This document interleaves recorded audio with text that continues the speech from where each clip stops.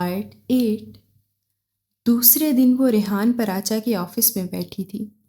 ये हार अब हमें कबूल कर लेनी चाहिए और अशमल खान की पार्टी के सामने अपने मसाइल रखकर उसका बेहतर हल तलाश करना चाहिए, उसने मतानत से कहा। वो सारी रात खुद को संभालती रही थी और अशमल खान की फतह को ज़हनी तौर पर कबूल करने पर आमादा करती रही थी। स्याह चादर के हाले में दमकता चेहरा हुज़्न और संजीदगी की आमेज़िश से और भी जाज़बे नज़र लग रहा था। वो चंद सानिये उसे देखता रहा। स्टूडेंट्स के मसाइल ही हमारे अपने मसाइल हैं। हमें अशमल खान के साथ ताउन करना चाहिए ताकि अगर वो वाकई मुखलिस है तो अपना काम अहसन तरीके से अंजाम दे सके। अह, ताउन। रेहान पराचा ज़ोर से हंसा। हशमीना इबरार, रेहान ने आज तक किसी के साथ ताउन नहीं किया। हार एक अलग चीज़ है, मगर अशमल खान के सामने घुटने टेक देना मुझे कभी कबूल नहीं होगा। उसके लहजे में तलखी कूट कूट कर भरी थी। हशमीना ने उसे देखा। मैं समझी नहीं। स्टूडेंट्स ने अशमल खान को अपना लीडर चुन लिया। अब हमारे पास क्या रह जाता है? बहुत कुछ। अभी किसी ने मेरी ताकत देखी नहीं है। उसके लबों पर पुरस्रार सी मुस्कुराहट लहराने लगी। हशमीना उलझ गई। उसने सराज कियानी की तरफ देखा, जो खुद रेहान पराचा की तरफ मुतवज्जो था, मगर बेहद मुतमईन और नॉर्मल अंदाज के साथ। गोया रेहान पराचा की गुफ्तगू का पस मंज़र बेहद अहसन तरीके से समझ रहा था या उसे समझा दिया गया था।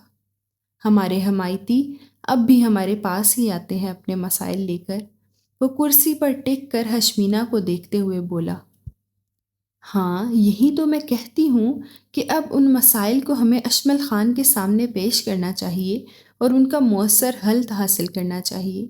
एक तरह से ये अशमल खान की भी आजमाइश होगी। हाँ, अशमल खान, अशमल खान। रेहान पराचा सुलग उठा। उसने ज़ोर से अपने सामने रखी तपाई पर लात मारी। मैं अशमल खान को यूनियन का लीडर कबूल नहीं करता और ना करूँगा। रेहान। अशमीना का चेहरा तप उठा। रेहान पराचा की इस हरकत पर उसे अपनी हत्या का एहसास हुआ। वो गुस्से से कुर्सी छोड़कर खड़ी हो गई। Sorry, very sorry. वो जल्दी से संभल गया। उसने हशमीना के तपते चेहरे की तरफ देखा और लब भींच लिए। दरअसल हम स्टूडेंट्स के मसाइल खुद हल करना चाहते हैं। सराज कियानी ने यकदम पैदा होने वाले माहौल के तनाव को जल्दी से ख़त्म करने की कोशिश की। प्लीज़ मिस हशमीना, आप तो सेक्रेटरी हैं। आपको तो रेहान पराचा की हिमायत करना चाहिए। हिमायत? उसने सराज को देखा। किस बात की हिमायत? मैं किसी गलत बात की हिमायत नहीं कर सकती सराज, ये तुम जानते हो अच्छी तरह। उसने तेवरी चढ़ गई। वो बदस्तूर खफकी से बोली। हमें अशमल खान को आजमाइश में डालना चाहिए कि आया वो वाकई स्टूडेंट्स के मसाइल हल करने का अहल है या नहीं, और अगर वो इस काबिल हुआ तो हमें उससे मुकम्मल ताउन करना चाहिए। वो दोबारा कुर्सी पर बैठ गई, मगर उसका चेहरा अभी तक अंगारा हो रहा था। रेहान पराचा ने उसे देखा। काश हशमीना, तुम मेरे दिल के तारों में यूं हंगामा न मचाती, मेरे दिल की मसनद पर न बैठी होती, तो मैं तुम्हारी बातों का जवाब अपने अंदाज में देता जो मेरी ज़ात का खासा है। मगर ए हसीन दोशेज़ा, तुम्हारी खफकी मेरे दिल को गवारा नहीं। वो नीम व आँखों से चंद सानिये उसे देखता रहा। तपे तपे चेहरे के साथ वो बोलती इस वक्त बेहद दिलकश लग रही थी। रेहान पराचा के जज्बों में एक तूफान बपा हो गया। उसका दिल बहकने लगा, मगर वो जल्द ही संभल गया। इस वक्त जज्बात की जद में बहना नहीं चाहिए था। उसके लिए बहुत वक्त था। अभी उसका मुकाबला अशमल खान से था और उसे अपनी शिकस्त का बदला लेना था, हर मुमकिन नामुमकिन तरीके से। ये बहुत ज़रूरी है मिस्टर रेहान कि अपनी शिकस्त का इतराफ़ नहीं बल्कि वुसअत क़ल्बी की निशानी है। बहुत खूब, मैं आपकी वुसअत क़ल्बी की दाद देता हूँ मिस हशमीना, मगर मेरा नुक्ता नज़र कुछ और है। मेरे तरीके मुख्तलिफ हैं। मेरे और मेरे साथियों के कुछ मुतालबात हैं। रेहान पराचा बोला। हाँ, और यही मुतालबात तुम नहीं हशमीना इबरार। रेहान पराचा ने उसकी बात काट दी। मैं अपने मुतालबात अशमल खान के ज़रिए नहीं मनवा सकता, बल्कि मैं अपनी ताकत का इस्तेमाल करके یعنی وہ ایک لمحے کے لیے رکا اور مسکرایا۔ شفاف میز کی سطح پر ہشمینہ کی گردش کرتی انگلیاں رک گئیں۔ یعنی سر حیدر کو اغوا کر کے؟ ریحان؟ ہشمینہ کی آنکھیں دہشت سے پھیل گئیں۔ اس نے بے یقینی اور خوف کی ملی جلی کیفیت کے ساتھ ریحان پراچا کو دیکھا۔ اس کے تو گمان میں بھی نہ تھا کہ ریحان پراچا اس حد تک پستی میں گر سکتا ہے۔ ایک ایجوکیٹڈ گھرانے کا لڑکا اتنی اوچھی سوچ بھی رکھ سکتا ہے؟ اس کا سارا بدن لرز اٹھا۔ ایک محترم استاد کو وہ محض اپنی غرض کے لیے اعلی کار بنائے گا؟ اف خدایا! اس کا سر چکرانے لگا۔ اس کی آنکھوں میں شعلے سے لپکنے لگے۔ ریحان پراچا، تم سر حیدر کیانی کو کڈنیپ کرو گے؟ اس نے تحیر آمیز بے یقینی سے دیکھا۔ مجبوری ہے مس ہشمینہ، اس کے سوا کوئی چارہ نہیں۔ Shut up! وہ اس کا جملہ کاٹ کر دھاڑی۔ تم اتنے کم ظرف ہو، ایسے اوچھے ہتھ کنڈے استعمال کرو گے؟ میں تو سوچ بھی نہیں سکتی تھی کہ میں جس پارٹی کے لیے اتنی تگ و دو کرتی رہی، اپنی ساری محنت جس تنظیم کے لیے صرف کی، اس کا لیڈر خود اتنا پست ذہن کا ہوگا۔ وہ کرسی چھوڑ کر کھڑی ہو گئی اور ریحان پراچا کو قہر آلود نظروں سے دیکھنے لگی۔ ایک استاد کی بے قدری اس سے بڑھ کر اور کیا ہوگی کہ خود اس کا اسٹوڈنٹ جسے وہ تعلیم دیتا رہا ہو اس کے بارے میں اتنا غلط سوچے، اسے محض اپنے مفاد کے لیے چارہ بنائے۔ ویری سیڈ ریحان پراچا، تم نے اپنی برسوں کی تعلیم محض ایک غلط سوچ اور گھٹیا جملے پر ضائع کر دی۔ اس کی رگوں میں انگارے دوڑنے لگے اور چہرہ لال بھبوکا ہو رہا تھا۔ ارے مس ہشمینہ، تم تو سیریس ہو گئیں، اتنا ہرٹ ہونے کی کیا ضرورت تھی؟ ریحان پراچا سٹپٹا گیا۔ اس کے وہم و گمان میں بھی نہ تھا کہ ہشمینہ اس حد تک مشتعل ہو جائے گی۔ اس کے قریب بیٹھا سراج بھی اس غیر متوقع صورتحال پر پریشان ہو گیا۔ اسے ریحان پراچا کی جلد بازی پر غصہ آنے لگا۔ کیا ضرورت تھی اسے اپنے مستقبل کے پلان سے آگاہ کرنے کی، یہ جانتے ہوئے بھی کہ ہشمینہ ابرار ایک مضبوط کردار اور اعلیٰ خاندان کی لڑکی ہے جو ایسی حرکتیں تو کیا غلط بات بھی برداشت نہیں کر سکتی۔ اور سچ تو یہ تھا کہ ریحان پراچا کے حق میں جو ووٹ ڈالے گئے تھے وہ بھی ہشمینہ کی اعلیٰ کردار اور اس کی شرافت کے پیش نظر دیے گئے تھے۔ اب اس کا اس بات پر بھڑکنا تو قدرتی عمل تھا۔ استادوں کا احترام کرنے والی ہشمینہ کے لیے یہ بات کسی شوق سے ہرگز کم نہ تھی۔ معاملے کی سنگینی کو محسوس کرتے ہوئے سراج کیانی سنبھل کر فوراً بولا، پلیز ہشمینہ، آپ بیٹھیے۔ دراصل آپ ریحان کے مذاق کو نہیں سمجھ سکی۔ کیا مذاق؟ وہ یوں اچھلی جیسے اس کے پیروں کے آگے سانپ ڈال دیا گیا ہو۔ یہ مذاق ہے؟ نہیں سراج۔ ہاں بالکل، یہ محض ایک جوک ہے، تم نے سیریس لے لیا ہے۔ ریحان پراچا بھی سر ہلانے لگا۔ اسے بھی ماحول کے تناؤ کا اور اپنی غلطی کا احساس ہو گیا تھا۔ ریحان تو ہمیشہ ایسا ہی مذاق کرتا ہے۔ بھلا جس استاد نے ہمیں تعلیم دی ہے، ہم اس کے بارے میں ایسا کیسے سوچ سکتے ہیں؟ اس طرح کے کام کم از کم ہمارے بس میں نہیں ہیں اور نہ ہمارے تصور میں، سراج کیانی کہہ رہا تھا۔ مگر ہشمینہ کا دل اس بات کو مذاق ماننے پر قطعی تیار نہ تھا۔ جس انداز سے ریحان پراچا نے یہ بات کہی تھی، اس کی آنکھیں جن میں مکروہ ارادے کو پایا تکمیل تک پہنچانے کا عزم بھی تھا، وہ بھلا کیوں کر سراج کیانی کے بہلاوے میں آ جاتی۔ ہم یہ باتیں پھر کسی دن کے لیے اٹھا رکھتے ہیں۔ یہ بتاؤ تم کیا پیو گی، چائے یا ٹھنڈا؟ نئے ماحول، تنے ماحول اور متفکر ہشمینہ کو دیکھتے ہوئے ریحان پراچا نے مسکرا کر موضوع بدل دیا۔ جاؤ سراج، ٹھنڈا ہی لے آؤ۔ اوکے۔ سراج اٹھ کر باہر لپکا۔ نہیں پلیز، تھینک یو، میرا موڈ نہیں ہے اس وقت۔ ہشمینہ نے جلدی سے انکار کر دیا، مگر سراج کیانی اس اثنا میں باہر نکل چکا تھا۔ اگر یہ مذاق بھی ہے تو بہت بھونڈا، بلکہ کسی حد تک نازیبا۔ اس نے کچھ سوچتے ہوئے ریحان پراچا کی سمت دیکھا اور وہ کھل کر ہنس دیا۔ چھوڑو، کوئی اور بات کرو، آج موسم بھی بہت اچھا ہے۔ اس نے دلاویز تبسم سے اسے دیکھا، پھر اٹھ کر اس کی کرسی کے دائیں جانب کھڑا ہو گیا۔ ہشمینہ، کیا تم اپنی پارٹی کو درمیان سے ہٹا کر کسی اور خوشگوار موضوع پر باتیں نہیں کر سکتی؟ ہشمینا کا دل زور سے دھڑکا۔ اس نے سر اٹھا کر اسے دیکھا۔ ہماری دوستی کو خاصا طویل عرصہ گزر چکا ہے، اس کے باوجود یوں لگتا ہے جیسے ہم ایک دوسرے کے لیے اجنبی ہیں۔ ہمارے درمیان اجنبیت کے طویل فاصلے حائل ہیں۔ اس کا لہجہ پرشوق اور خوابیدہ سا تھا۔ ہشمینا کی روح تک سلگ اٹھی۔ اس کی خوبصورت آنکھوں میں ایک ساتھ ناگواری کے کئی رنگ لہرائے۔ مسٹر ریحان، میرا اور تمہارا تعلق صرف پارٹی افیئرز تک ہے، اس کے سوا کچھ نہیں۔ وہ کرسی چھوڑ کر کھڑی ہو گئی، مگر ایک قدم آگے نہ بڑھ سکی۔ وہ جلدی سے اس کے سامنے آ کھڑا ہوا، شوق کا ایک جہاں لیے اس کی راہیں مسدود کیے۔ یہ تو ایک واسطہ تھا، یا یوں کہہ لو کہ ایک سیڑھی تھی تم تک۔ ریحان، ہشمینا نے نفرت اور غصے سے اس کا جملہ کاٹ دیا۔ تم تم نے اپنی پارسائی میں مجھے شریک محض اپنی اس پست ذہنیت کے لیے کیا تھا۔ او گاڈ ریحان، میں نے تمہارے بارے میں کسی سے صرف سنا ہی تھا، مگر آج یقین ہو گیا کہ تم… نہیں نہیں پلیز، دراصل میں تو… شٹ اپ۔ اس کا لہجہ انتہائی کرخت ہو گیا تھا۔ میں تو یہ کہنا چاہتا تھا کہ پارٹی افیئر سے ہٹ کر بھی تو ہم اچھے دوست بن سکتے ہیں۔ اس نے اسے باہر کی طرف لپکتے دیکھ کر اپنی پوزیشن سنبھالنے کی کوشش کی۔ منافقت سے کام مت لو، تمہاری آنکھیں تمہارے اس جھوٹ کا ساتھ قطعی نہیں دے رہی۔ اس نے ایک نخوت بھری نگاہ اس پر ڈالی۔ اس کی آنکھوں میں پھیلے مکروہ جذبات اور وحشیانہ چمک کو نفرت سے دیکھا۔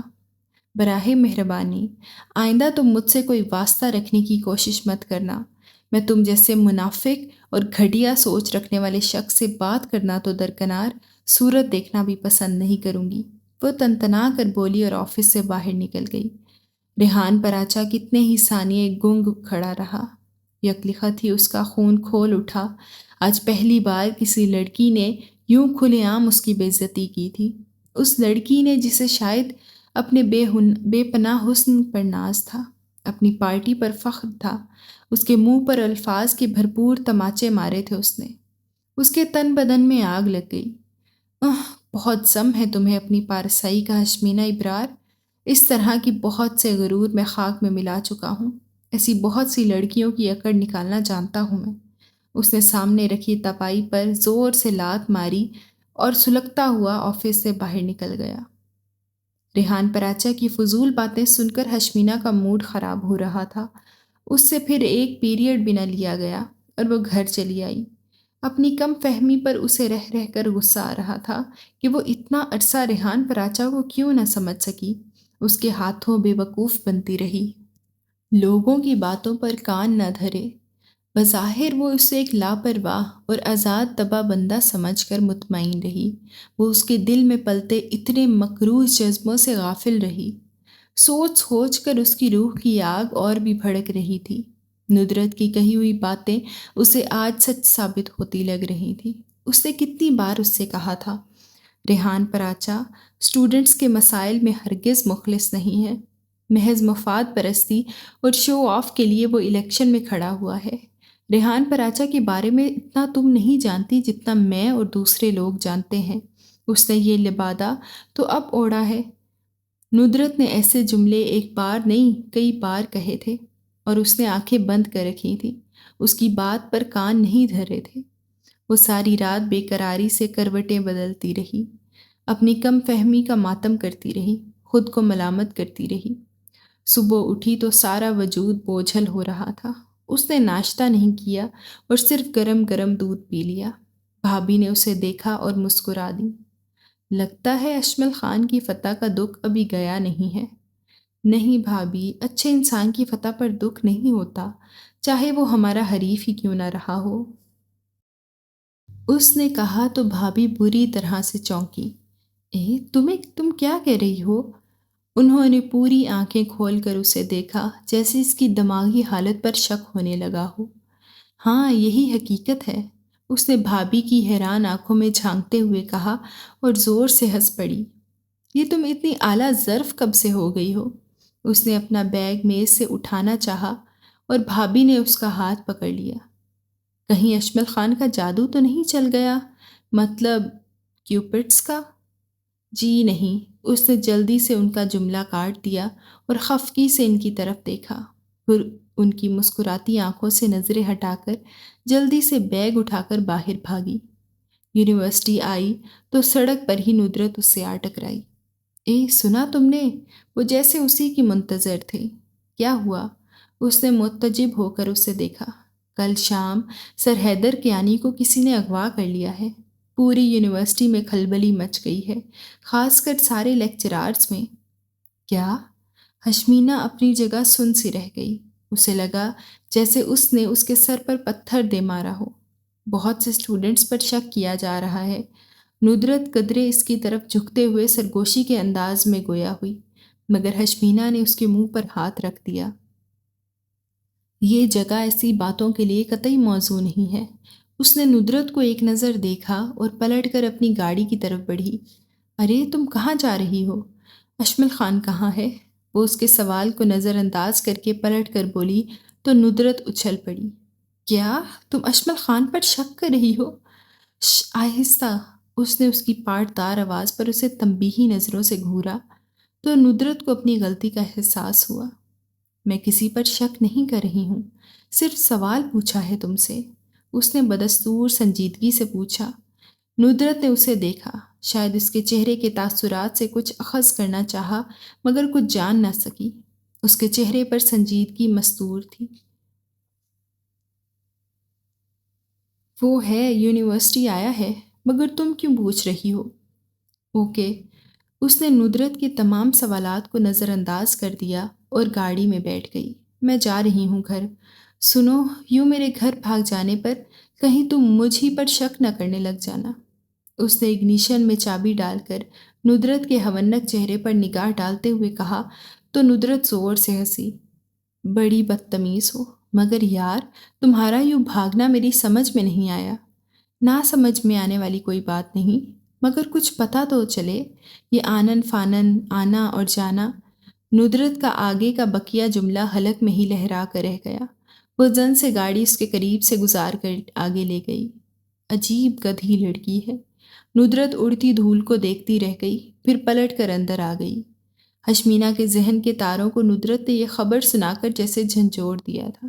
اس کے ذہن کی ساری تنابیں سن سی ہو گئی تھیں اور سوچوں کی ساری سوئیاں ایک ہی جگہ اٹک کر رہ گئی تھیں۔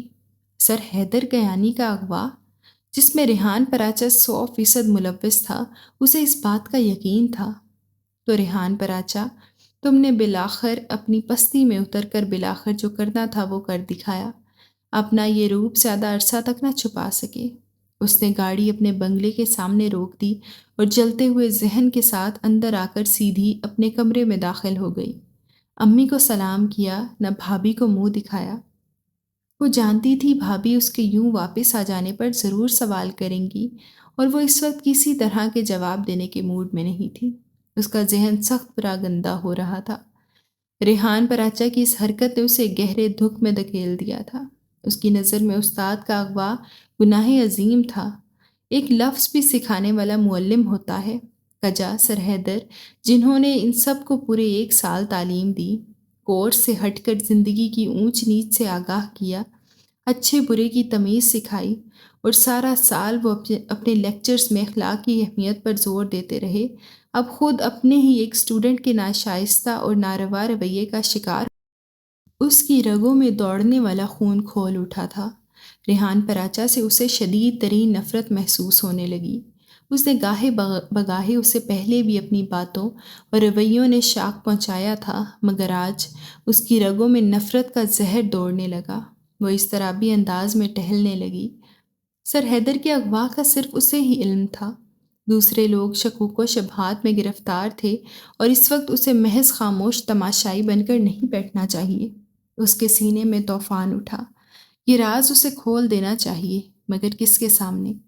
وہ ٹہلتے ٹہلتے رک گئی۔ اس کی آنکھوں کے سامنے کئی چہرے بنے اور مٹے۔ ایسی کوئی شخصیت ہو سکتی ہے جو معاون ثابت ہو سکتی ہو؟ او خدایا، کیا کروں؟ اس نے تھک کر ہونٹ چبا ڈالے۔ یکلخت ہی اس کے تصور میں ایک مغرور چہرہ، ایک مضبوط سراپا لہرایا۔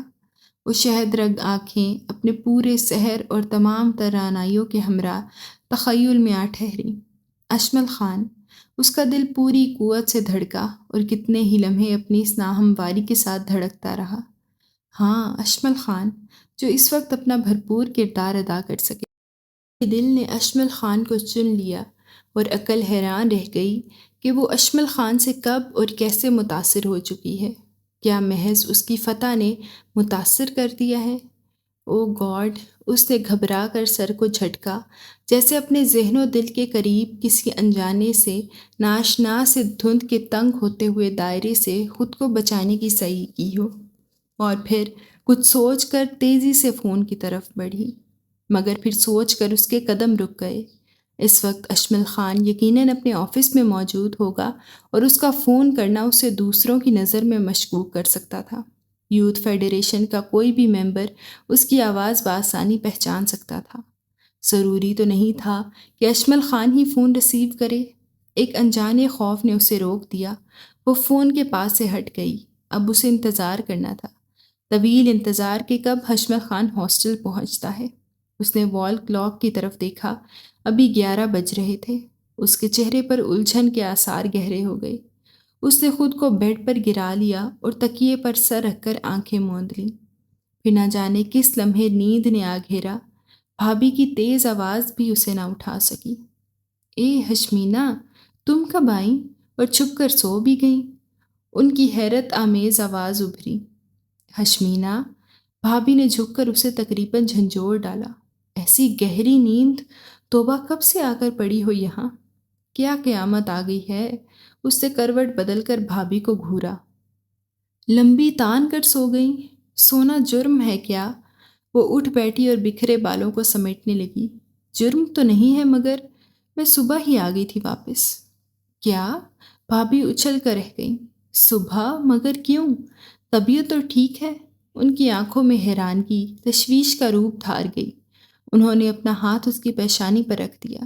ارے نہیں ڈاکٹر بھابھی، طبیعت بالکل ٹھیک ٹھاک ہے، بلکہ کچھ زیادہ ہی ٹھیک ہے۔ اس نے مسکرا کر ان کا ہاتھ اپنی پیشانی سے ہٹا دیا اور ایک لمبی جمائی لے کر تکیے کو اٹھا کر گود میں بھیج لیا۔ بھابھی کھسک کر اس کے قریب آ گئیں۔ تو پھر بتاؤ نا، ایسا تو کبھی نہیں ہوا کہ تم واپس آ کر یوں چھپ چھپائے لیٹ گئی اور کسی کو کانوں کان خبر بھی نہ ہوئی؟ بھابھی کی تفتیشی رگ پھڑکنے لگی، تجسس کی لہریں مچلنے لگی۔ اسے بے ساختہ ہنسی آ گئی۔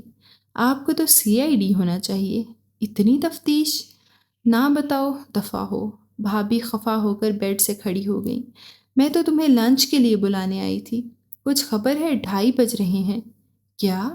بھابھی کے جملے پر وہ چونکی۔ اوہ، 2:30 بج گئے۔ اس نے وال کلاک کی طرف دیکھا اور پھر بستر سے چھلانگ لگا کر فون کی طرف لپکی۔ واقعی مجھے نیند آ گئی تھی، وہ بھی بے وقت۔ اس نے سر پر ہاتھ مارتے ہوئے خود کو ملامت کی۔ کیوں 2:30 بج گئے ہیں تو کیا ہوا؟ بھابھی اس کے یوں اچھلنے اور فون کی طرف بڑھنے پر حیران ہو رہی تھی۔ پھر ان کو دوسرا جھٹکا تب لگا جب ہشمینا ایک نمبر ڈائل کر کے اشمل خان کو بلانے کا کہہ رہی تھی۔ جی، میں اشمل خان خلزئی بات کرنا چاہتی ہوں، وہ 20 نمبر کمرہ میں ہیں، پلیز انہیں بلا دیجیے۔ بھابھی متجب سی اس کی طرف بڑھی۔ ہشمینا، ہشمینا نے جلدی سے ان کے منہ پر ہاتھ رکھ کر اسے کچھ پوچھنے سے باز رکھا، پھر جلدی سے سیدھی کھڑی ہو گئی۔ دوسری جانب اشمل خان کی شستہ اور گھمبیر آواز ابھری۔ یس، اشمل خان اسپیکنگ۔ میں ہشمینا بول رہی ہوں۔ اس کی آواز دھیمی ہوتے ہوئے لڑکھڑائی۔ دوسری طرف ایک لمحے کے لیے سناٹا چھا گیا۔ بالکل غیر متوقع بات تھی۔ نہ اشمل خان کے گمان میں تھا اور نہ ہشمینا ابرار نے کبھی سوچا تھا کہ اسے کبھی خود اشمل خان سے رابطہ قائم کرنا پڑے گا۔ دونوں طرف چند ثانیے خاموشی رہی، پھر اشمل خان کی آواز ابھری۔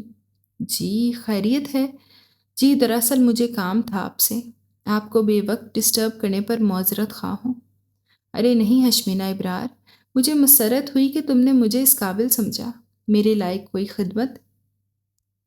اس کا لہجہ سادہ مگر پرتجسس تھا۔ ہشمینا ہونٹ دانتوں میں چبا کر سوچنے لگی، پھر جلدی سے بولی۔ میں سر حیدر کیانی کے اغوا کے سلسلے میں آج سے آپ سے کچھ کہنا چاہتی ہوں۔ وہ ٹھہر ٹھہر کر بول رہی تھی، جیسے پہلی بار اشمل خان سے مخاطب ہوئی ہو۔ حالات نے ان کے درمیان ایک گہری دیوار خود بخود کھڑی کر رکھی تھی۔ جسے اشمل خان کے رویے اور ہشمینہ ابرار کے غصے نے اور بھی مضبوط کر دیا تھا۔ ہشمینہ کی انا نے قدم پیچھے روک رکھے تھے، ورنہ دونوں اس دیوار کے پیچھے کھڑے عجیب سے خلفشار میں گرفتار اس دیوار کو ڈھانے کے خواہاں تھے۔ سر حیدر کیانی کا اغوا، ہاں بہت پست حرکت ہے، مگر تم اس سلسلے میں یہاں فون پر آپ سے کچھ نہیں کہہ سکوں گی۔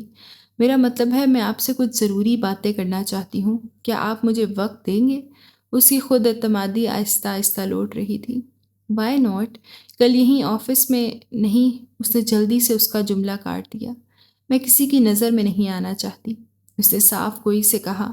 اشمل خان معاملے کی سنگینی کو محسوس کیے بغیر نہ رہ سکا۔ اوکے، پھر جہاں چاہو۔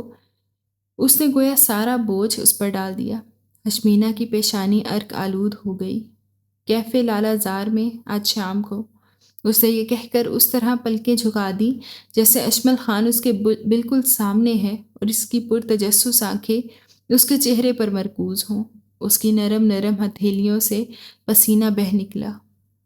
اوکے، اس کے منہ سے رضامندی کا ایک لفظ نکلتے ہی ہشمینہ نے جھٹ ریسیور کریڈل پر رکھ دیا اور پھر ایک گہری سانس دے کر پلٹی تو اپنی بے ساختہ ہنسی کو نہ روک سکی۔ بھابھی ہمنک سی کھڑی اس کے چہرے کو دیکھیے جا رہی تھی۔ ادھر آئیں، آپ کو بتا ہی دوں، ورنہ خدا نہ خواستہ اتنی پیاری آنکھیں پھٹ ہی نہ جائیں۔ وہ ان کی پھٹی پھٹی آنکھوں میں جھانکتے ہوئے بولی اور ان کا بازو تھام کر انہیں اپنے بیڈ تک لے آئی۔ وہ اسے اپنے روبرو وارفتگی سے اپنی جانب دیکھتا پا کر کتنے ہی ثانیے گونگ رہی۔ سکون سے گزرتے شب و روز میں اس کے وہم و گمان میں بھی نہ تھا کہ یہ شخص مجنوں کا جانشین یہاں تک پہنچ جائے گا۔ یا خدا، اس سے کیا چوک ہو گئی؟ اس کے جسم سے پسینہ موتی کی لڑکیوں کی صورت بہنے لگا۔ میں نے اس دہلیز پر قدم رکھتے ہی شدت سے یہ دعا مانگی تھی کہ یا رب دیدار محبوب نصیب ہو۔ اس کی آواز تیر کی طرح اس کی سماعت سے ٹکرائی، اس کے دل میں پیوست ہو گئی۔ مارے خوف کہ اس کا سارا وجود کانپنے لگا، اس کی قوت گویائی سلب ہونے لگی۔ وہ آڑی ترچھی شوق نگاہیں اس کے جسم سے آر پار ہو رہی تھیں۔ آپ کیوں آئے ہیں؟ اس نے بے حد مشکلوں سے پھنسی پھنسی آواز کھینچ کر باہر نکالی اور جلدی سے پیچھے ہٹ گئی، کیونکہ وہ اس کے بالکل قریب آ کر کھڑا ہو گیا تھا، مسکراتا بے حد نڈر انداز لیے جو اس کے خوف نے اسے بخش دیا تھا۔ ارے یہ بھی کوئی پوچھنے والی بات ہے؟ وہ زور سے ہنسا۔ صرف تمہیں دیکھنے آیا ہوں سحر گل، صرف تمہیں۔ اف، وہ یوں بدک کر پیچھے ہٹی جیسے اس کے پیروں میں کسی نے بم رکھ دیا ہو۔ اس کی پیشانی جلنے لگی، رسوائی کا خوف اس کی رگوں میں دوڑنے لگا۔ شرم آنی چاہیے آپ کو، ایک شریف لڑکی کو بلا وجہ تنگ کر رہے ہیں۔ میں تو آپ کو جانتی تک نہیں۔ اس نے پوری ہمتیں مجتمع کر لیں۔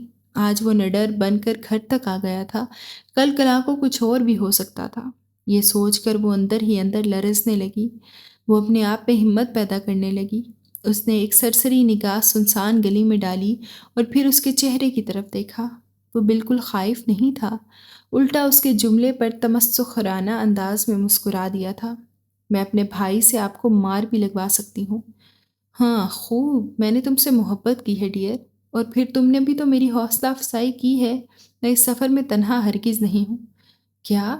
اس کی آنکھیں پھٹ پڑیں، اس کا چہرہ سرخ ہو گیا۔ جھوٹ بول رہے ہو تم، دفع ہو جاؤ یہاں سے ورنہ۔ اس کی آواز غصے کی شورش سے پھٹنے لگی۔ خط و خطابت تو جاری رہی ہے نا ہمارے درمیان؟ ذلیل انسان! بے اختیار اس کا ہاتھ اٹھا اور اس کے رخسار پر آ پڑا، مگر دوسرے ہی لمحے اس نے اپنی خونخوار آنکھوں سے گھورتے ہوئے اس کا ہاتھ پکڑ لیا۔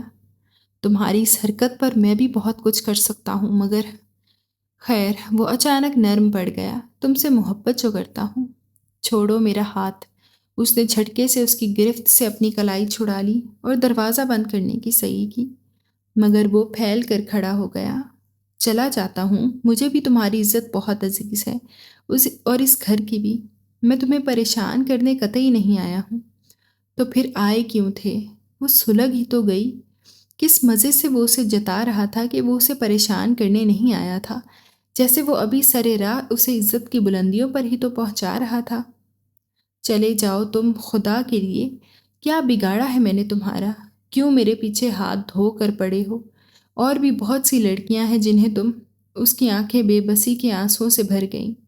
امی، ماہی اور بھابھی، گھر میں سب ہی موجود تھی۔ اس وقت کوئی بھی یہاں آ سکتا تھا، یا پھر اس گلی میں کسی بھی کی بھی آنکھیں یہ تماشا دیکھ سکتی تھی۔ اس کے بعد اس کی آنکھیں جلنے لگیں۔ تم شام فضا کے گھر آنا، وہیں باتیں ہوں گی۔ وہ گیٹ سے ہٹ کر دونوں ہاتھ پینٹ کی جیبوں میں ڈالتے ہوئے اطمینان بھرے لہجے میں بولا۔ فضا؟ وہ ہکلائی۔ ہاں، تیسری گلی کی وہی لڑکی جو تمہاری بہت اچھی دوست ہے۔ ہاں، میری بھی بہت غمخوار سی کزن ہے۔ اچھا بائے۔ وہ پلٹا مگر کچھ سوچ کر اس کی طرف مڑا۔ اگر نہ آئیں تو نتائج کی ذمہ دار تم خود ہوگی۔ اس کا لہجہ دھمکی آمیز تھا۔ وہ بڑے بڑے قدم اٹھاتا اس کی نظروں سے اوجھل ہو گیا۔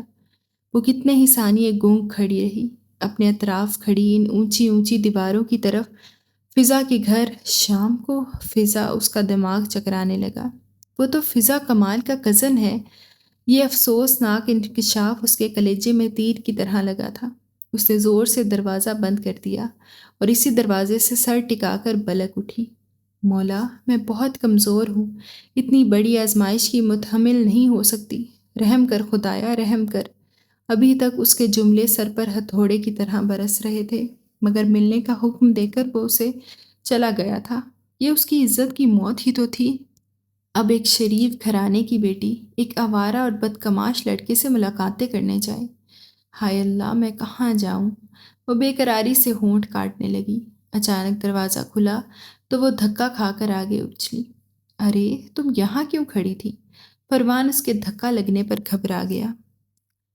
نہیں، وہ بس ایسے ہی، اس نے جلدی سے اپنے بکھرے بالوں کو سمیٹتے ہوئے کہا اور تقریباً بھاگ کر پورٹیکو کے ساتھ لان میں عبور کر گئی۔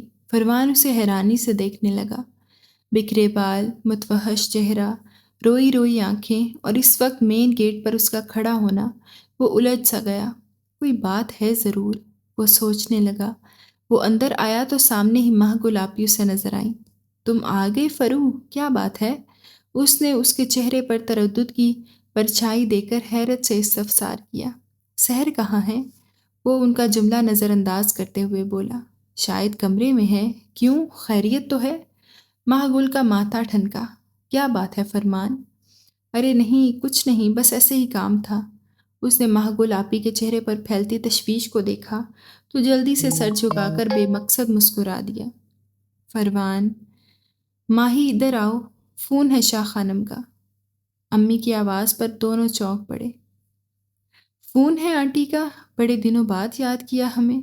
وہ مسکرایا۔ ہاں، میں نے اشتارہ سے کہا تھا کہ تم تو فون ہی نہیں کرتی۔ ماہی آپی مسکرا اٹھی۔ پروان ان کے پیچھے لاؤنج کی طرف گیا۔ سحر گل کا دل سوکھے پتے کی طرح لرز رہا تھا۔ اسے لگ رہا تھا جیسے اس کے ہاتھوں میں کسی نے بہت سے انگارے پکڑا دیے ہوں، اسے جلتے شعلوں میں دھکیل دیا ہو۔